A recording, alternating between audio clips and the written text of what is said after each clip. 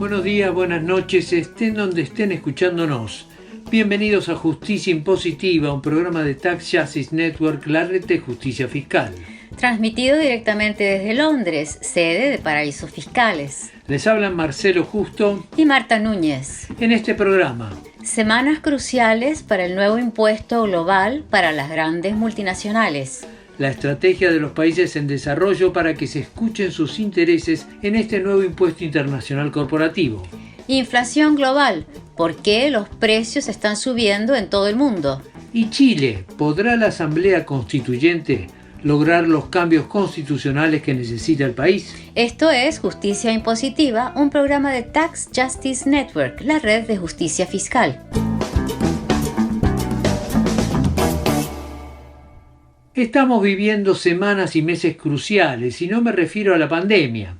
Aunque a veces resulte difícil de creer, suceden otras cosas en el mundo y son también muy importantes para el futuro. La cumbre de los países ricos del G7 en junio y la cumbre del G20 en julio han sido pasos importantísimos, pasos que no se dieron en décadas hacia un nuevo orden fiscal internacional para las multinacionales. Este nuevo orden debería sellarse en octubre en la cumbre de la OCDE, la Organización de Cooperación y Desarrollo Económico. En gran medida, esto se debe al liderazgo internacional que ha asumido Joe Biden para avanzar en este tema y, por supuesto, también a este telón de fondo que es hoy en día la pandemia. Creemos que la pandemia ha dejado en claro que el Estado necesita financiarse con un sistema impositivo mundial serio y no con este queso gruyere internacional que es el sistema vigente desde que en los 60 empezaron a proliferar los paraísos fiscales y en los 80 se impuso la doctrina neoliberal de Ronald Reagan y Margaret Thatcher. Para empezar a cambiar las cosas, Joe Biden aportó una propuesta concreta, un 21% mínimo de impuesto a las grandes multinacionales. En la reunión del G7 en junio y en aras de un consenso provisional, este impuesto fue reducido al menos a un 15%. Recordemos que las multinacionales son responsables del 65% de la evasión y elusión fiscal a nivel mundial. Según el informe anual impositivo internacional del 2020 que elabora la Tax Justice Network, los estados dejan de recaudar unos 245.000 millones de dólares a nivel global. El informe estaba usando información oficial de las mismas multinacionales y no estimaciones, pero como solo las corporaciones que facturan más de 750 millones de dólares anuales están proporcionando esta información, podemos concluir que la recaudación sería mucho mayor, ya que nos estamos refiriendo solo a las grandes corporaciones, a un universo limitado a unas 4.000 multinacionales máximo. En todo caso, el impuesto mínimo del 15% es una manera de garantizar que estas multinacionales paguen por lo menos eso. Pero hay por lo menos dos preguntas para hacerse sobre esta medida. ¿Es suficiente y equitativo en el actual panorama global? Y aún más crucial para los países en desarrollo, ¿quién se va a beneficiar con este impuesto? Y acá aparecen las grandes dudas sobre la propuesta que hay sobre la mesa. Esto fue lo que dijo Alex Cobham, director de Tax Justice Network, a Justicia Impositiva en el programa 61. There are different views on this, including within the tax justice movement, but I would say it's a step forward. Hay diferentes opiniones sobre esto, incluso en el movimiento de justicia fiscal, pero yo diría que es un paso adelante, aunque con muchísimas salvedades. Es un paso adelante porque es la primera vez que los países ricos se comprometen a una tasa específica. Es un cambio de narrativa. El G7 se está pronunciando en contra de la competencia fiscal y de la carrera a la baja. Por otro lado, si esta propuesta efectivamente se llega a aplicar con los principios que propone la OCDE, será el cambio más grande de los últimos 100 años en reglas fiscales, pero al mismo tiempo generará una desigualdad peor aún que la que hay ahora. Nosotros calculamos que este cambio recaudará unos 275.000 millones de dólares anuales, pero si se siguen las reglas de la OCDE, los G7 se llevarán el 60%, y la mayoría del resto se lo llevarán otros miembros de los países de la OCDE, no las naciones en desarrollo. Most of the rest is claimed by other OECD countries, not by lower income countries. Alex Cobham, director de Tax Justice Network. El G7 representa únicamente a los países ricos. El G20 es un marco más amplio. En el G20 tenemos a China, India, Brasil, a México, Indonesia y Argentina. entre otros países con una agenda distinta a la del G7. En este marco institucional, la última palabra la tendrá la cumbre de la OCDE en octubre. El problema es que la OCDE es también un club de países ricos, más amplio que el G7, pero igual de países ricos. En un intento de darle más legitimidad a todo este proceso, se creó el marco inclusivo de la OCDE para combatir la evasión fiscal de las multinacionales a través de un plan de acción específico llamado por las siglas en inglés como BEPS, que significa la erosión de la base imponible y traslado de ganancias. En este marco inclusivo participan 139 países y jurisdicciones del mundo en desarrollo y de los países pobres. Pero ¿es realmente inclusivo? ¿Pesan igual las voces del mundo desarrollado y las voces del mundo en desarrollo? ¿Es simplemente un órgano consultivo o tiene en realidad un peso decisivo a la hora del acuerdo final? Esto es lo que dijo a Justicia Impositiva Gracielle David, coordinadora de campaña de la Alianza Global por la Justicia Fiscal y productora de Edasua Conta, programa hermano de Justicia Impositiva en portugués. Es más inclusiva do que solo la OCDE, pero aunque tenga los 139 países como un consejo consultivo, ellos no pueden votar. Entonces, ¿será que eso realmente es participación y capacidad de influencia o una forma de decir que el proceso es legítimo? En el marco actual que tenemos de la Organización de la Cooperación y el Desarrollo, con este marco inclusivo que es simplemente consultivo, ¿cuál sería el mínimo que debería alcanzar un acuerdo sobre multinacionales para que podamos empezar a hablar de justicia fiscal? Un impuesto corporativo global mínimo es una propuesta muy buena que hace mucho movimiento global por justicia fiscal lo pide. El tema es cómo se hace. ¿Cómo armar ese impuesto para que sea justo? Entonces, en ese espacio de la OCDE, de ese marco inclusivo, hay 3 puntos fundamentales que los países necesitan hablar y intentar hacer con que sean realmente considerados. El primero es que la alícuota mínima de 15% que propone el G7 es muy baja, se está próxima de países que son considerados como guaridas o paraísos fiscales. Estados Unidos, por ejemplo, al principio estaba proponiendo 21 y otras organizaciones dicen que la mejora sería que fuera 25%. Entonces, el ideal era llegar a 25, pero que al menos se llegue a 21 que ha propuesto Estados Unidos. Si no, hay un riesgo de que algunos países que ya están más avanzados reduzcan su tributación corporativa. Por ejemplo, Dinamarca ya ha dicho que si realmente se aprueba 15%, van a reducir su impuesto corporativo. El segundo punto fundamental es el derecho de tributar. Como está propuesta ahora, los países donde están la sede de las corporaciones tendrían el derecho mayor de tributar las corporaciones, mientras los países donde se pasa la economía real, donde se compran los servicios, los productos de esas corporaciones multinacionales, donde están los trabajadores y donde están muchos activos, no tendrían los mismos derechos de tributar. La propuesta está que la gran parte de las ganancias serían tributadas por los países sede o hospederos de las corporaciones, que son justo los países más ricos del G7. Sería un proceso, digamos, de transferencia de renta de los países del sur para el norte global, para los más ricos. Y el tercer punto es, sabemos que ese espacio es un espacio que se avanzó mucho, pero se debería considerar que ese fuera un espacio intermediario de negociaciones y que se avance para un acuerdo realmente global, que se lleve esa discusión para un espacio fiscal dentro de las Naciones Unidas. Gracielle David, coordinadora de campaña de la Alianza Global por la Justicia Fiscal y productora de Edasua Conta, programa hermano de Justicia Impositiva en portugués.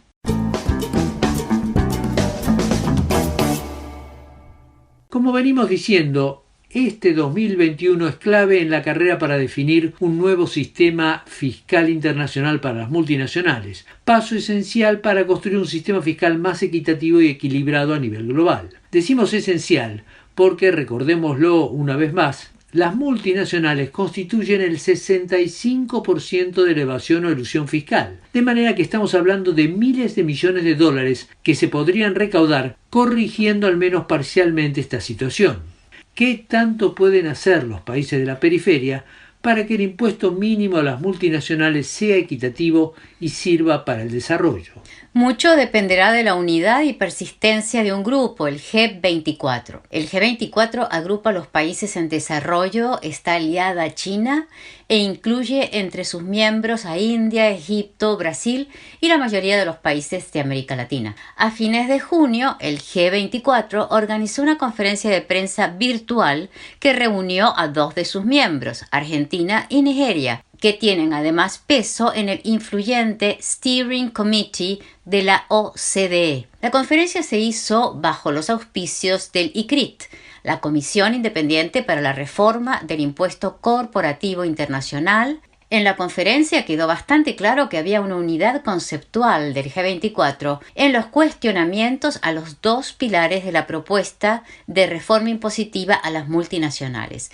Recordemos que el pilar 1 es la reforma al impuesto a las digitales y el pilar 2 establece un impuesto mínimo de al menos el 15% para las corporaciones más grandes. En la conferencia, el ministro de Economía de Argentina, Martín Guzmán, adelantó de esta manera cuál va a ser la posición que adoptará su país y en apariencia el resto del G24 en las negociaciones.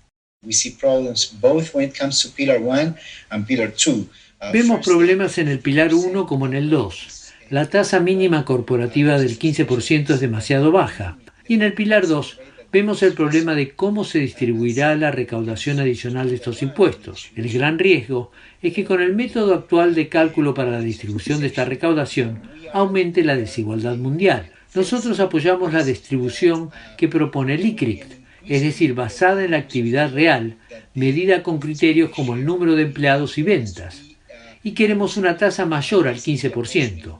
Si fuera el 21% sería mejor, y aún mejor si fuera el 25%.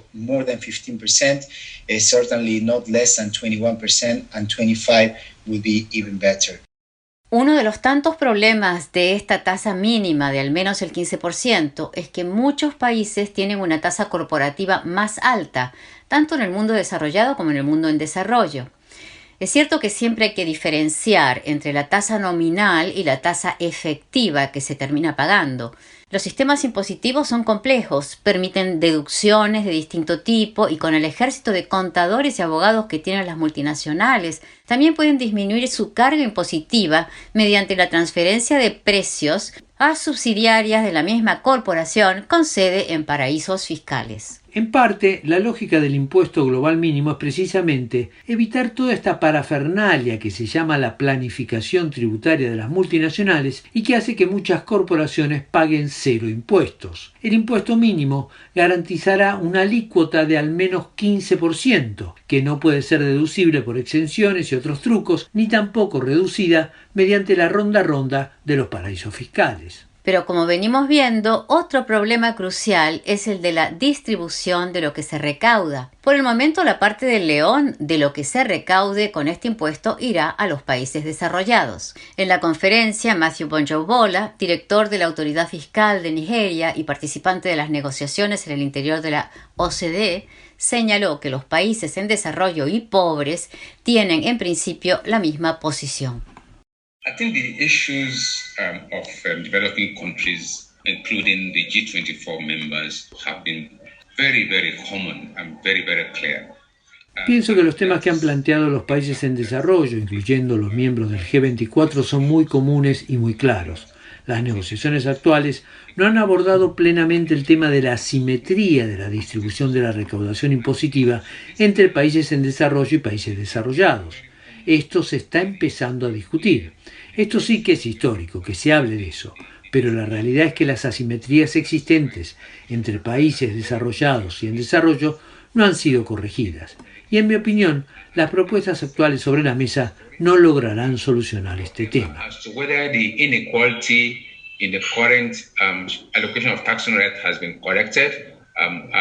My view is that no, it has not been corrected and the current proposals may not be able to address them. El vaso medio lleno es entonces este principio de unidad entre los países en desarrollo y los países pobres. El vaso medio vacío es que pueden emitir una opinión en el marco de la OCDE, donde se sancionará el estatuto final para las multinacionales, pero no tienen un voto concreto para hacer valer su punto de vista. Las alianzas que el G24 consiga armar con países desarrollados pueden ser cruciales. Muchos países desarrollados están interesados en que el impuesto mínimo a las multinacionales sea mayor que el 15%, pero también es cierto que el resultado final puede dejar de lado o aguar las principales reformas propuestas por el mundo en desarrollo y los países pobres. Como señaló en la conferencia de prensa virtual la comisionada del ICRICT y profesora de economía de la Universidad de Massachusetts, Hayati Ghosh, si no se llega a un acuerdo potable, los países en desarrollo se enfrentarán a un duro dilema. I believe that if citizens of the G7 countries themselves knew how much they would be losing by accepting 15%, there would be much greater public demand. Creo que si los ciudadanos del G7 supieran cuánto pierden al aceptar un impuesto mínimo del 15%, habría una demanda pública mucho más fuerte para aumentar este impuesto. Hay un estudio de la Unión Europea que estima que un impuesto del 21% generaría 100.000 millones de euros adicionales para los 27 países de la Unión Europea. Países en desarrollo como Chile y Brasil recaudarían muchísimo más con un impuesto del 21% o del 25%. En este sentido, veo que los negociadores de los países en desarrollo y los países pobres enfrentan un terrible dilema. Por un lado, pueden respaldar este acuerdo porque coinciden con los principios subyacentes, aun aceptando que tal como está ahora, no van a recaudar prácticamente nada. O pueden no firmar el acuerdo, en cuyo caso perderán incluso el acuerdo de principios sobre el que se ha avanzado. Es urgente que los países en desarrollo se unan y comuniquen no solo a sus ciudadanos, sino también a los ciudadanos de los países desarrollados, para que comprendan que los gobiernos están perdiendo una enorme cantidad de dinero en recaudación fiscal para favorecer a las más ricas multinacionales. Need to band together and get this across to people everywhere in the world, not just in their own countries, but even in developed countries, that the governments are sacrificing massive amounts of tax revenue only to benefit a very, very small number of extremely rich multinationals. La comisionada de ICRICT y profesora de economía de la Universidad de Massachusetts, Hayati Ghosh.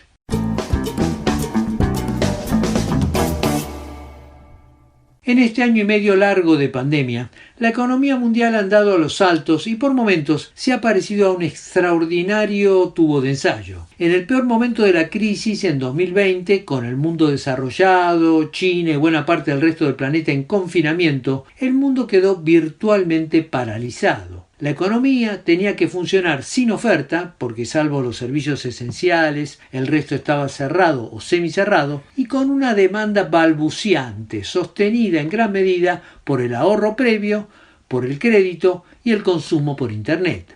En este año, con las vacunas, se ven signos de recuperación económica en medio de grandes problemas. Pero a pesar de que esta recuperación es incipiente, también ha aparecido una inflación que no se veía desde hacía unos cuantos años. Algunos analistas han recordado, más o menos como quien evoca con terror un fantasma, la alta inflación global entre los 60 y los 80 del siglo pasado. En los 70 había una inflación promedio global del 10%. En los 80, América Latina vivió episodios de hiperinflación en varios países, en especial en Sudamérica. En esta última década, en cambio, la inflación en el mundo desarrollado ha estado en torno al 2% y en América Latina también ha estado bajo control con contadas excepciones. Sorprende entonces que todavía en pandemia, con sectores de la economía que no han regresado totalmente a la normalidad, como el turismo y la gastronomía, tengamos este rebrote de la inflación global que, según algunos medios y analistas, va a ser parte del nuevo escenario. En Panorama Internacional dialogamos con Óscar Ugarteche, autor de más de 20 libros sobre historia económica latinoamericana y director del Observatorio Global Latinoamericano de la Universidad Nacional Autónoma de México. Ugarteche comenzó por señalar el impacto del comercio y el transporte internacional en esta presión inflacionaria global. Los precios de la carga han subido por los cuellos de botella que hay en los puertos de despacho, los cuellos de botella que hay en los puertos de entrada y los cuellos de botella que hay con los contenedores. Hay una demanda de contenedores que está al alza, que está asociado a la inmensa importación estadounidense que ha hecho crecer el déficit con el mundo de $40,000 millones al mes a $75,000 millones al mes en el último año. Y esto presiona sobre la entrega del producto final. Y entonces cuando uno suma el problema del puerto de embarque, el puerto de desembarque y el punto de distribución con los camiones, se ve que hay un alza total del costo de distribución que está pegando sobre los productos finales. Con esto sería un problema, un tema de transporte, vinculado fundamentalmente a la cuestión del transporte y al comercio. Esto explicaría también el aumento de los alimentos y además explicaría también conductas especulativas que puedan de alguna manera influir sobre la inflación. El tema de los alimentos parece que tiene que ver con el lado de la oferta más que con el lado del transporte. O sea, hay un problema de sequía en partes del mundo, particularmente en el hemisferio norte. Y esa sequía ha hecho que la cosecha se contraiga entre 20 y 30%. Las cosechas de tomates rojos, las cosechas de aguacates, las cosechas, en fin, de diferentes productos. Y eso pega indudablemente sobre el precio de los alimentos. Un factor adicional que está pegando en precios es el alza de los precios de las materias primas, ¿no? Ha subido el cobre, han subido los minerales y eso, al subir los insumos, suben los costos de producción. Estoy pensando ahorita en la industria automotriz en particular, pero también en aeronáuticas y otras. Entonces, sí hay un golpe directo a los grandes consumidores de materias primas. Y eso tiene que ver con la tasa de interés cercana a cero que existe actualmente. Hay un factor especulativo ahí que se va a terminar cuando la tasa de interés estadounidense comience a subir, que será en el 2024. Entonces, yo creo que lo que podemos anticipar es que vamos a tener una tasa de inflación que va a rondar el, 5 o 6% en los años que vienen, digamos del 21 al 24, y luego, cuando las tasas de interés estadounidense comiencen a subir y los precios de las materias primas comiencen a bajar, vamos a ver cómo estos precios comienzan a ajustarse. En América Latina también se están empezando a registrar fenómenos de inflación importada, la llaman. Claro, todo esto es de inflación importada, claro que sí. Bueno, lo que hemos visto es que Brasil ha subido 1/4 punto su tasa de interés. Hemos visto que el Banco de México ha subido 1/4 punto su tasa de interés y están muy preocupados por la inflación, con lo cual van a matar la poca recuperación económica que hay en México en particular. Y la que hay, que es más o menos vital en Brasil, la van a aplacar, ¿no? ¿Pero eso es por una mirada ultraortodoxa de la economía? Es por una mirada ultraortodoxa de la economía, sí. Y por la historia de las inflaciones. Aquí nos pasa en América Latina lo que le pasa a Alemania en Europa, ¿no? En Alemania, cuando la tasa de inflación se mueve 1/4 punto, el Banco de Alemania, el Bundesbank, se pone nerviosísimo y comienzan a hablar y a recordar que el año 23, cuando los precios se descontrolaron. Entonces, tenemos un trauma con las hiperinflaciones en la década del 80, que yo creo que sí, bueno, los traumas son traumas, pues, o sea, la gente se acuerda y no quieren volver a eso, y no vamos a volver a eso. Oscar Ugarteche, autor de más de 20 libros sobre historia económica latinoamericana y director del Observatorio Global Latinoamericano de la Universidad Nacional Autónoma de México.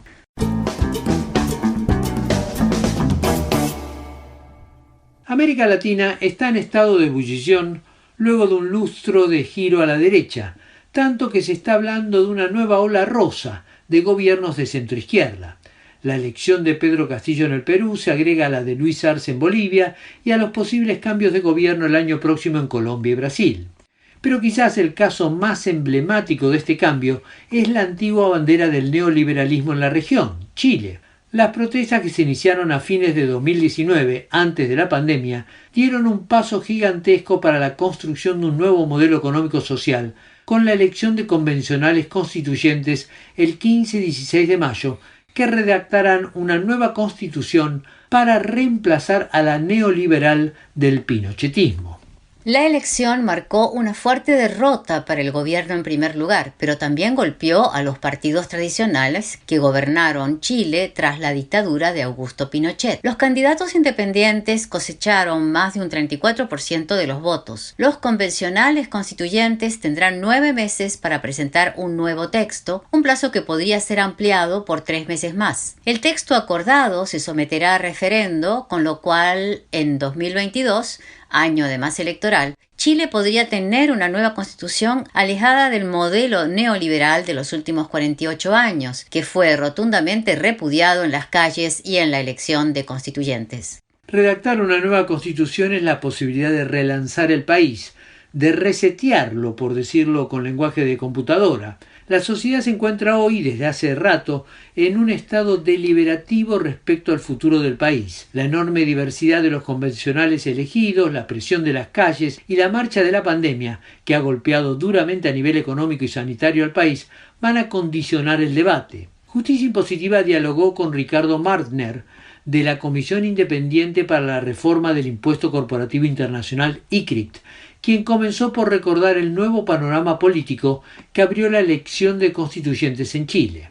La elección constituyente tuvo muchas sorpresas. Habrá 48 constituyentes independientes, 37 de la derecha, 28 del bloque comunista, 25 convencionales de la Concertación y también 17 convencionales de los pueblos originarios. O sea, es una convención constituyente muy amplia, muy diversa, sin mayorías, y por lo tanto la discusión está abierta. ¿Qué va a salir de todo esto? Es la gran duda. Se supone que hay un bloque bastante amplio de 2/3, porque habrá que dirimir con 2/3 la mayoría de las reglas o de las normas, y esos 2/3 son más bien inclinados hacia la izquierda, ¿no? Que de ahí salga un mensaje tremendamente progresista, un poco está claro porque hay mucho centro. Lo que sí está claro es que la mayoría de los, llamémosle así, interesados en el proceso, están organizándose para tratar de convencer o influenciar a los independientes que estarán constituyendo. En este marco que estás planteando sobre las dificultades que va a tener obviamente una constituyente, ¿qué importancia van a tener temas económicos como la presencia del Estado, sociales como la protección de los ciudadanos, que fueron centrales en todas las luchas callejeras, y también el tema de la justicia impositiva, que cada vez cobró más visibilidad en todas estas protestas? La campaña tuvo mucho que ver con temas territoriales, reivindicar procesos de descentralización, por ejemplo. Tú sabes que Chile tiene una enfermedad de centralismo desde siempre y esa es una de las reivindicaciones mayores de aquellos que fueron elegidos. Lo segundo, el medio ambiente. Entonces esos van a ser temas, yo diría, centrales. Otra cosa que es interesante es que hay un solo economista dentro de los 155 constituyentes y ese economista es neoliberal, de derecha, y por tanto los temas del rol del Estado yo diría que están recién empezando a surgir con mayor fuerza y son tremendos temas, digamos. ¿Qué pasa con los recursos naturales? ¿Qué pasa con las pensiones? ¿Qué pasa con la salud? ¿Cuál va a ser la ecuación entre lo público y lo privado? Y bueno, con lo que está pasando, por ejemplo, en el tema de pensiones, hoy por hoy, se ve que la perspectiva es que el sistema de AFP quede profundamente modificado, si es que no eliminado, en el corto plazo. Yo diría que, aunque no estoy seguro que cuán involucrada va a estar la constituyente en los temas tributarios, pero claramente ahí va a haber una exigencia de cambios también importantes. La constituyente de alguna manera sale de la calle. Es decir, surgió de todas las protestas callejeras y además la misma presencia de independientes indica precisamente esa presencia popular, si se quiere, directa, de representación bastante más directa, menos intermediada por los partidos tradicionales, con lo cual daría la impresión que se van a tener que contemplar todos los principales motivos que había detrás de las protestas. Por supuesto, va a ser una nueva constitución, una nueva generación que, como tú dices, logró a través de la calle un quiebre de este régimen continuista, llamémosle así. Por lo tanto, las propuestas abundan. La Constitución ciertamente será una Constitución progresista, pero bueno, hay que ver hasta qué punto, hasta qué profundidad se logrará llegar. Yo defiendo 3 temas básicos. Uno, el de la transparencia, expresada a través de la planificación, que es la única forma de hacer rendir cuenta a los gobiernos. Lo segundo es también verificar mediante mecanismos transparentes e idóneos lo que es la calidad del gasto, por ejemplo, la diferencia de pensiones entre los militares y los civiles, y en fin, cosas de ese tipo que habrá que resolver. Y lo tercero, lo de la justicia tributaria, lo de garantizar que las reformas vayan hacia una mayor progresividad, hacia una menor evasión, hacia una menor elusión. Me imagino que un esquema de ese tipo en el ámbito fiscal sería interesante a nivel constitucional. Ricardo Martner, de la Comisión Independiente para la Reforma del Impuesto Corporativo Internacional, ICRIT. Llegamos así al final de esta edición de Justicia Impositiva. Y no olviden que pueden seguirnos en Twitter @j_impositiva. O suscribirse a nuestra página web www.justiciaimpositiva.com.